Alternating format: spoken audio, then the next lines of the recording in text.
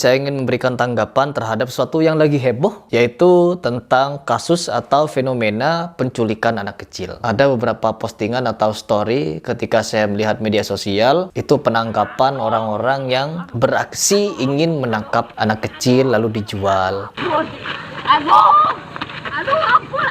Bahkan ada statement atau pernyataan ketika si begal anak ini ditangkap oleh warga, mengaku bahwa anak kecil itu dijual seharga 1 juta, 3 juta, dan lain sebagainya.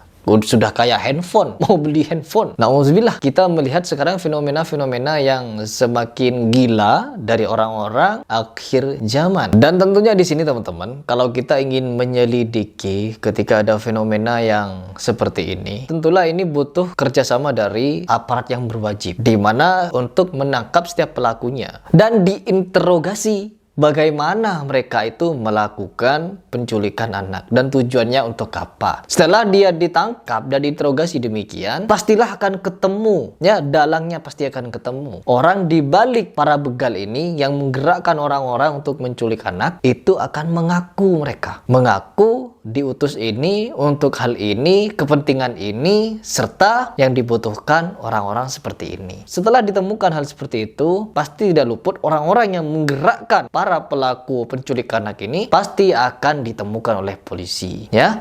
Pasti, jangankan si penculik anak, seperti kisah beberapa teroris yang dulu sempat viral, heboh, itu bisa ditangkap di persembunyiannya. Apalagi hanya sekelas orang-orang yang tidak terlatih seperti ini, orang-orang pinggiran yang disuruh. Jadi di sini yang ingin saya sampaikan teman-teman sekalian, bahwa kalau kita menangkap pelaku-pelaku seperti ini, jangan dihakimi. Kenapa? Saya melihat beberapa video ketika pelaku penculikan anak ini ditangkap, itu langsung dihajar habis-habisan, ditendang, dipukul, sampai memar-memar. Seharusnya ketika ditangkap, diborgol, atau diikat pakai tali, lalu dibawa ke kantor polisi. Untuk apa? Agar diinterogasi. Setelah diinterogasi, pasti dalangnya akan ketemu, akan ketahuan. Dan setelah ketahuan, harus ditangkap. Apa motifnya melakukan atau menyuruh orang-orang untuk menculik anak? Seperti itu. Jadi pasti ujung-ujungnya akan mengkerucut kepada siapa orang yang benar-benar memiliki power menggerakkan mereka, ya kan? Kalau sekarang enggak. Saya melihat beberapa postingan atau beberapa share dari beberapa grup juga untuk menghadapi penculik anak harus dengan tutorial-tutorial seperti ini. Anak kecil yang masih sedemikian rupa diajari untuk mengatasi penculik-penculik yang dewasa dari dia. Dan contohnya seperti ini videonya. Nah, di situ sangat jelas ya ketika anak-anak itu ya mau didekap gitu kan, terus dia megang kaki, terus kakinya juga ngunci ke kakinya si penculik. Kalau penculiknya pinter, pinter dikit, gak perlu narik pakai tenaga, gak perlu adu tenaga.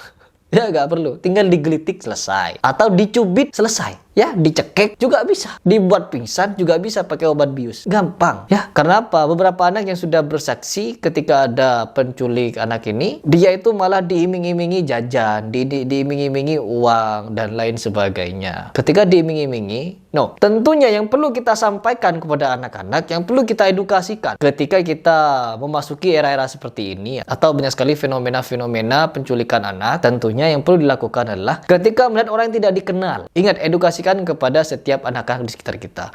Kalau melihat orang-orang yang tidak dikenal ingin memberikan kita mainan, jajan, serta apapun, lebih baik menghindar atau jangan sampai berjalan sendirian. Dan tentunya lebih aman lagi orang tua menjemput anaknya sekolah dan membatasi area bermain anaknya. Jangan sampai kita teledor membiarkan anak main sendirian di luar atau keluyuran dan kemana-mana, karena itu beresiko tinggi akan terjadinya penculikan ini. Kecuali self defense yang ingin saya anjurkan adalah ketika melihat orang-orang yang sudah tidak dikenal memberikan seperti ini, ajari kepada anak itu untuk berteriak sekenceng-kencengnya atau lari secepat-cepatnya. Yang pertama. Terus yang kedua, cari batu yang ada di sekitar. Dilempar-lempar seperti itu sambil cari keramaian. Dan juga yang berikutnya, belajar bela diri. Ingat, belajar bela diri juga penting bagi anak untuk meningkatkan tingkat kewaspadaannya. Karena apa? Orang dewasa pun memiliki titik kelemahan. Ketika mereka sudah mulai mendekat, kita bisa mengambil tanah dan melempar ke matanya atau menendang kemaluannya. Seperti itu.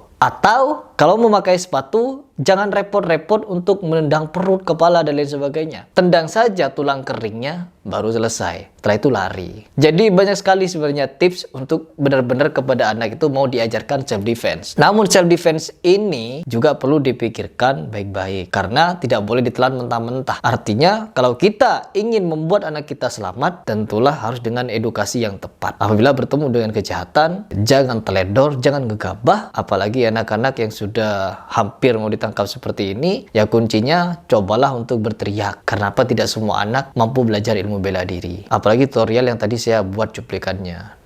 Oke, mungkin itu saja yang ingin saya bagikan di video ini ya teman-teman. Semoga bisa bermanfaat dan semoga orang-orang seperti ini cepat ketemu siapa dalangnya dan segera bisa dihentikan praktek seperti ini. Saya Heri Pras, ucapkan salam.